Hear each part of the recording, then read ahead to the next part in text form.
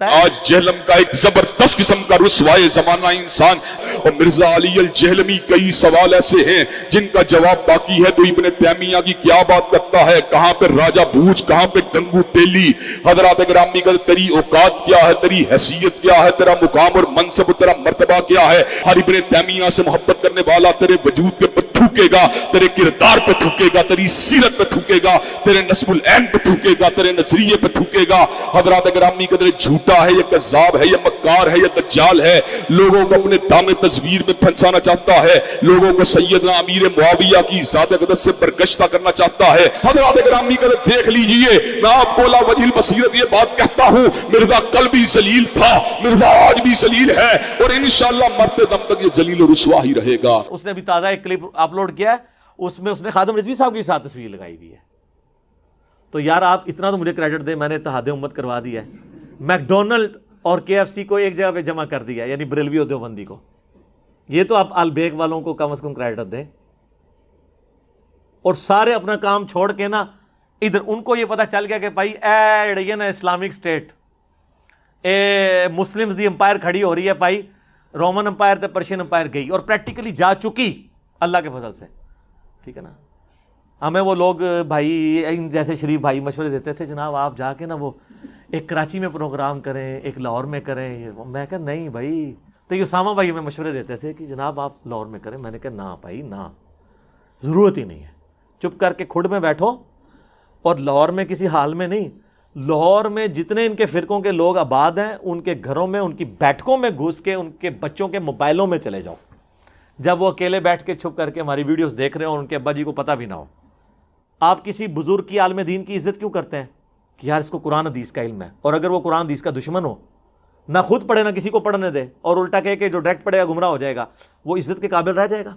مجھے لوگ اکثر کہتے ہیں جناب جن بزرگوں کے ذریعے آپ تک یہ قرآن و حدیث پہنچے آپ ان کا احترام نہیں کرتے. سر میں کرتا ہوں, میں ان بزرگان دین کا بھی احترام کرتا ہوں, میں ان انگریزوں کا بھی احترام کرتا ہوں جن کے پرنٹنگ پریس پہ اتنی کلرڈ بک دارالاسلام نے چھاپی ہے.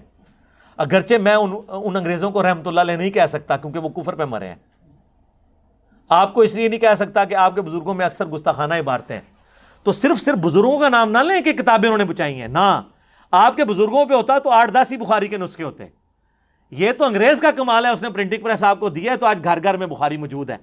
یہ انگریز کا کمال ہے کہ یوٹیوب دی ہے, اور جناب اپلیکیشنز اسلام 360 یا مکتبۃ شاملہ بنے, یا ایزی قرآن و حدیث بنے ہیں. اس میں آپ کے بزرگ کا کیا کمال ہے, وہ تو ایک گھڑی نہیں بنا سکے جس میں آپ نماز کا ٹائم سیٹ کر سکیں. تو اب آپ اس طرح کریں, انگریزوں کی عزت کرنا شروع کر دیں, ان کے آگے اونچا سانس لینا چھوڑ دیں, ان کا احترام شروع کر دیں, کیونکہ انہوں نے دین آپ تک پہنچایا نا, کنٹریبیوشن ہے. تو کیا کہیں گے, نہیں یار جب ان کے عقیدے کتابوں کے مطابق نہیں, بے شک انہوں نے خدمت کی ہے, تو یہ تو آپ کو کہہ رہے ہیں. اور اگر آپ کے قرآن و حدیث سے ثبوت تو سن لیں, بخاری مسلم دونوں میں حدیث ہے, نبی علیہ السلام نے فرمایا اللہ تعالیٰ فاسق سے بھی دین کا کام لے سکتا ہے. اللہ فاسق سے بھی دین کا کام لے سکتا ہے. اور ان کی مت تو ویسے ہی ختم ہو گئی ہے. سر آپ کے بابوں نے کلمے پڑھائے تھے یا نہیں پڑھائے تھے؟ ڈاکٹر ذاکر نائک حافظہ اللہ تعالیٰ نے سینکڑوں ہندوؤں کو, جن میں ہندوؤں کے پنڈت بھی شامل ہیں, آن کیمرہ کلمہ پڑھایا ہے. تو یہ ہزاروں جو لوگ مسلمان ہوئے ہیں ڈاکٹر ذاکر نائک کے ہاتھ پہ, تو کیا بریلویوں نے ڈاکٹر ذاکر نائک کو جو ہے وہ مان لیا ہے شیخ الہند, غوث وقت؟ کیا کہیں گے؟ وہ کہیں گے کلمہ پڑھایا تو کیا ہوا, عقیدے تو صحیح نہیں نے. تو سر تواڈے بھی تواڈے بابے نے عقیدے بھی ٹھیک نہیں نے, کلمہ پڑھایا تو کیا ہوا؟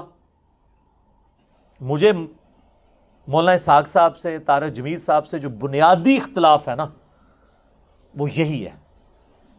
وہ یہ سمجھتے تھے کہ اپنے اپنے بابے قائم رکھتے ہوئے امت میں اتحاد ہو جائے. نہیں ہو سکتا, کیونکہ بابے تو ایک دوسرے کو مسلمان ہی نہیں سمجھتے. ان کے ماننے والے کیسے ان کو ایک دوسرے کا احترام کر سکتے ہیں؟ جو طارق جمیل صاحب کہتے ہیں اپنا چھوڑو نہ کسی کا چھیڑو نہ, نہیں, ہم کہتے ہیں اس کے الٹ ہے. پہلے اپنے آپ سے دستبردار ہوں اور دوسرے کو بھی چھیڑیں, ہو سکتا ہے کچھ بات اس کی بھی ٹھیک نکل آئے. اور مولانا اسحاق صاحب کیا کہتے تھے؟ احمد زابی رحمۃ اللہ علیہ, اشرف تھانوی بھی رحمۃ اللہ علیہ, ٹھیک ہے جی, فلانا بھی رحمۃ اللہ علیہ.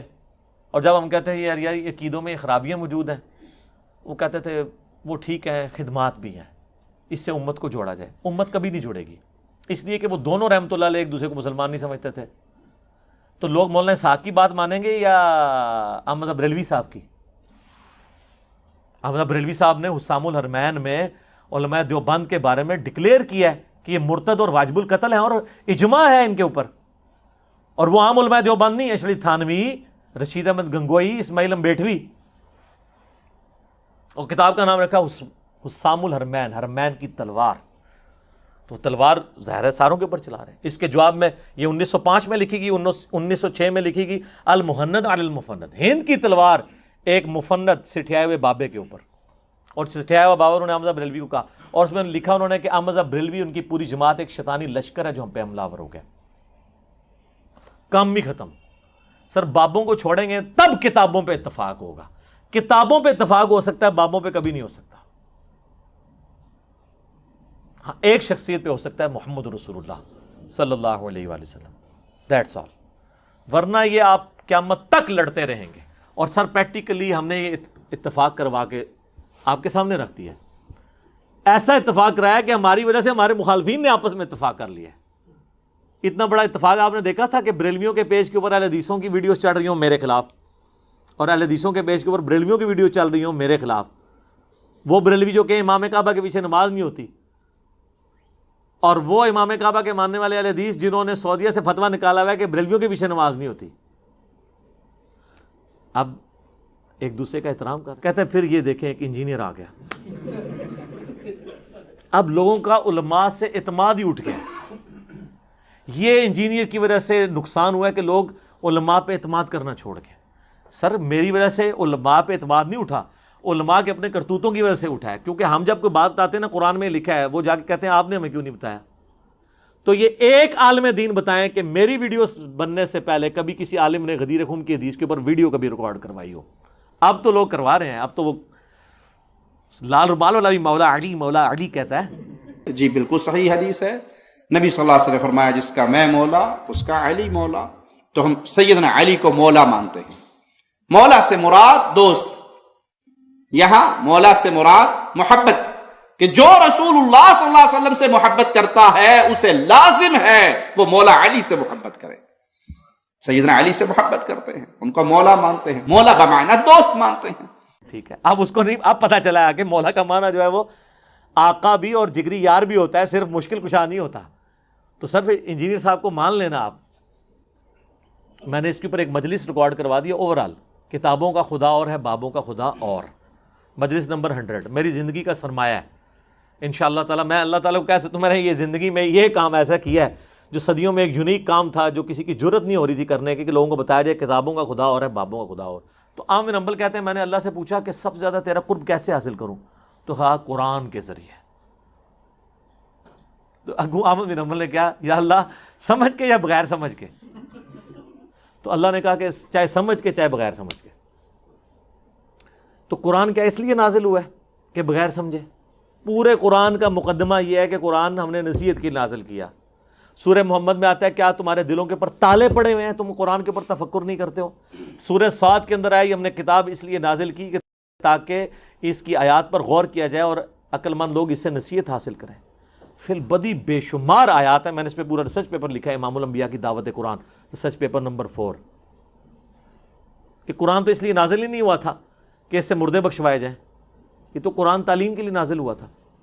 تو کتنے غیر محسوس طریقے سے انہوں نے قرآن کی نفرت آپ کے دلوں میں ڈالی ہے. تو ان علماء نے تو دین کی حفاظت کرنی تھی، لیکن الٹا یہ خود دین کے دشمن بنے.